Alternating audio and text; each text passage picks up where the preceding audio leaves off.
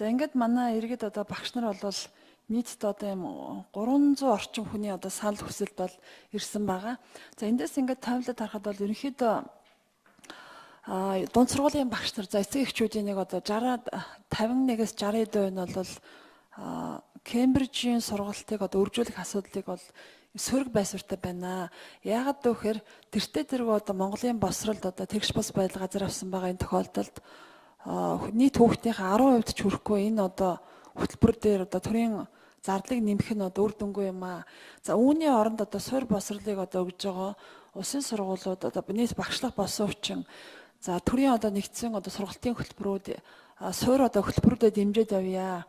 За энэ тал дээр одоо багш нарын одоо ажиллах орчин нөхцөлийг сайжруулах за мөн одоо нийгмийн халамжийн бодлыг дэмжсэн за ялангуяа одоо хөдөө орон нутагдах залуу багш нарын одоо орон сууц бүсийн нэмэлт зэрийг одоо нэмэх ёстой. За мөн одоо ерөнхий одоо босрлын суур хөтөлбөрүүдийнхаа чанар хүртээмжийг нэмэгдүүлэх.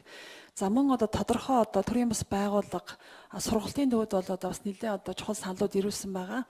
За тухайлбал одоо босрлын зөвлөгөө өгөх мэдээллийн төв бол өнгөрсөн одоо 9 жилийн хугацаанд Улаанбаатар дорнод одоо тодорхой аймагуудад англи хэлний хөтөлбөр хэрэгжүүлсэн байгаа юм. За энэ хөтөлбөрийн маань одоо үр дүнд бол нийтдээ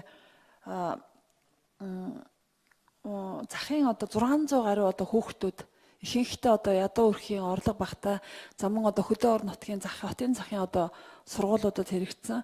За энэ хөтөлбөрийн үр дүнд юу харагдсан гэхээр хэрвээ одоо англи хэлний сургалтыг одоо Монголын одоо бүх улсын дунд сургуулиудаа тэгш хүртээмжтэй заах юм бол энэ дунд сургууль төгсөж байгаа хүүхдүүдийн одоо хэлний болон одоо олон улсын сургуулиуд тэнцэх чадвар бол асар нэмэгдэнэ гэж.